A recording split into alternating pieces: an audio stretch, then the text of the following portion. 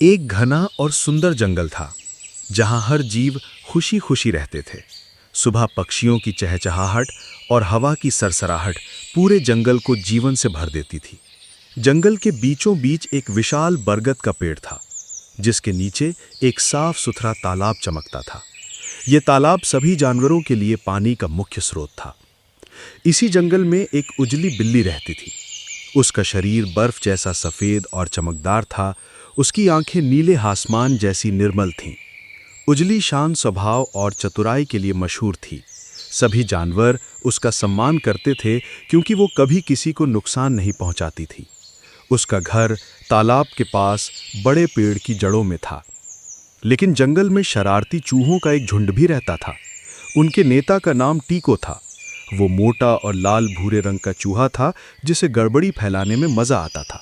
वो अक्सर कहता, हम छोटे हैं लेकिन सबको हमारे बारे में बात करने पर मजबूर कर देंगे। रात के समय जब बाकी जानवर सो जाते, चूहे बाहर निकलकर शरारतें करते। कभी वे पक्षियों के घोंसलों से अंडे चुरा लेते, कभी बंदरों के फल छिपा देते।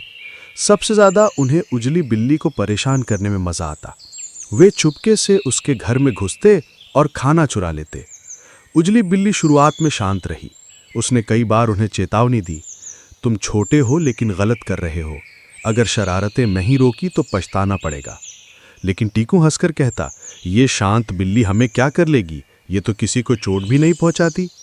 उसका धीरे धीरे उनकी शरारतें बढ़ने लगीं। एक दिन उन्होंने तालाब का पानी गंदा कर दिया जिससे हिरण और खरगोश पानी नहीं पी पाए। जंगल के जानवर गुस्से में उजली बिल्ली के पास पहुंचे। उजली, कुछ करो, ये चूहे अब हद से बढ़ गए हैं, हाथी ने कहा। उजली बिल्ली ने गहरी सांस ली।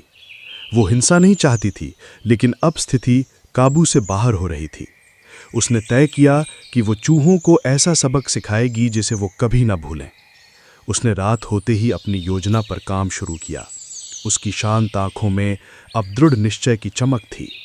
जंगल को फिर से शांत बनाने की जिम्मेदारी अब उसी के कंधों पर थी। उजली बिल्ली ने पूरी रात सोचकर एक योजना बनाई। वो जानती थी कि चूहे बहुत चालाक हैं और सीधी पकड़ में नहीं आएंगे, इसलिए उसे धोखे का सहारा लेना होगा। अगली सुबह उसने तालाब के पास सभी जानवरों को इकट्ठा किया और बोली, मुझे एक योजना सूझी है, लेकिन इसके लिए सबको मेरा साथ देना होगा। सभी जानवरों ने तुरंत सहमति जताई क्योंकि वे भी चूहों से बहुत परेशान थे। उस शाम उजली बिल्ली तालाब के किनारे ऐसे बैठी जैसे वो बहुत बीमार हो। उसकी आंखें आधी बंद थीं और सांसें भारी लग रही थीं। दूर से देखने पर लगता था मानो वो किसी भी पल मर जाएगी। ये दृश्य चूहों की टोली ने भी देखा। उनका नेता टिको उत्साहित होकर बोला, देखो, हमारी दुश्मन बिल्ली मरने वाली है, अब तो जंगल पर हमारा राज होगा। सभी चूहे खुशी से उछल पड़े। बिल्ली की बीमारी की खबर जंगल में फैल गई। टिको को यह बिल्कुल सच लगा। उसने सोचा कि अब बिल्ली के घर में घुसकर उसका सारा सामान चुरा लेना चाहिए। रात होते ही पूरा झुंड उसके घर की ओर बढ़ा। अंदर उजली बिल्ली बिल्कुल स्थिर लेटी हुई थी, जैसे बेहोश हो। चूहे फुसफुसाते हुए बोले, ये तो सचमुच मरने वाली लगती है, जल्दी जल्दी सब उठा लो। जैसे ही वे सामान समेटने लगे, बिल्ली ने हल्की सी आंखें खोली और मन ही मन मुस्कुराई। बस यही सही समय है। टिको चिल्लाया, पहले उसका खाना उठाओ, फिर बाकी चीजें। चूहे भाग दौड़ करने लगे। तभी अचानक बाहर से तेज आवाज आई। ये वही जानवर थे जिन्हें बिल्ली ने पहले ही तैयार कर रखा था। घबराए हुए चूहे बाहर भागना चाहते थे लेकिन रास्ता बंद था। तभी उजली बिल्ली फुर्ती से उठी और दरवाजे पर खड़ी हो गई। उसकी नीली आंखों में अब दृढ़ता की चमक थी। भागने की कोशिश मत करना, वो गरज कर बोली।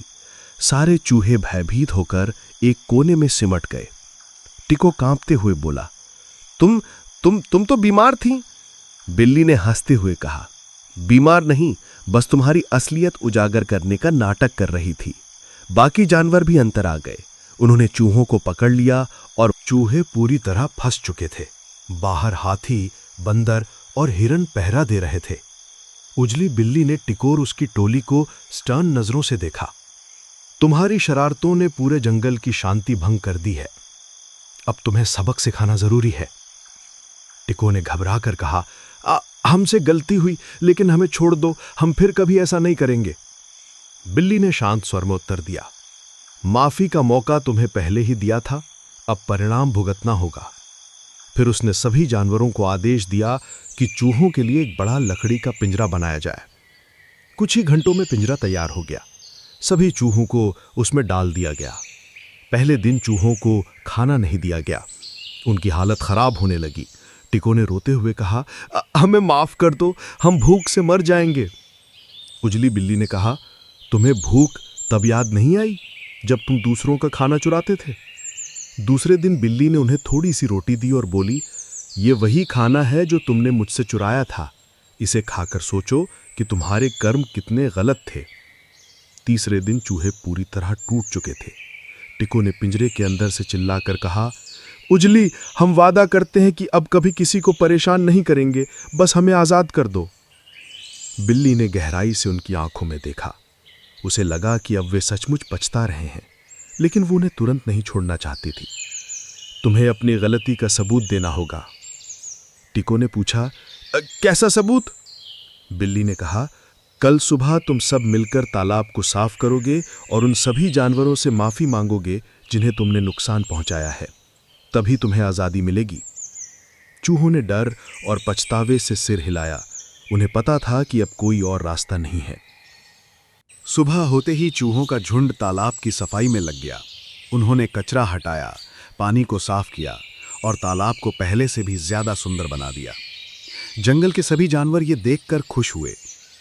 इसके बाद टीको ने सभी जानवरों के सामने आकर हाथ जोड़ते हुए कहा, हमसे बहुत गलतियां हुई। हमने तुम्हारा खाना चुराया, तुम्हें परेशान किया और जंगल की शांति भंग की। आज हम वादा करते हैं कि अब कभी ऐसा नहीं करेंगे। उजली बिल्ली ने गंभीरता से उनकी बात सुनी और फिर धीरे से मुस्कुराई। तुम्हें एक आखिरी मौका दिया जा रहा है। याद रखो, अगर तुमने फिर से शरारत की तो ये जंगल तुम्हारे लिए नहीं रहेगा। सभी चूहों ने एक साथ कहा, हम वादा करते हैं। इसके बाद पिंजरे का दरवाजा खोला गया और चूहों को आजाद कर दिया गया। आजादी पाकर वे खुशी से उछल पड़े, लेकिन इस बार उनके मन में डर और सम्मान दोनों थे। दिन बीतने लगे। चूहों ने वाकई अपना व्यवहार बदल दिया। अब वे दूसरों का खाना चुराने के बजाय मिलजुल कर मेहनत करते, तालाब की सफाई नियमित करते और जंगल के बाकी जानवरों की मदद भी करते। उजली बिल्ली को देखकर वे हमेशा आदरपूर्वक झुकते। टीको तो अक्सर उसके पास आकर कहता, तुम्हारे सबक ने हमें बदल दिया। अगर तुम ना होती तो हम कभी नहीं समझ पाते कि मिलजुल कर रहना कितना जरूरी है। धीरे धीरे जंगल फिर से शांत और खुशहाल हो गया। हर सुबह तालाब के किनारे पक्षियों की चहचहाहट गूंजती और सभी जानवर साथ मिलकर पानी पीते। उजली बिल्ली दूर से ये दृश्य देखकर संतुष्ट होती। उसे पता था कि कभी कभी सख्त सबक देना जरूरी होता है ताकि गलत करने वाले सही रास्ते पर लौट सकें।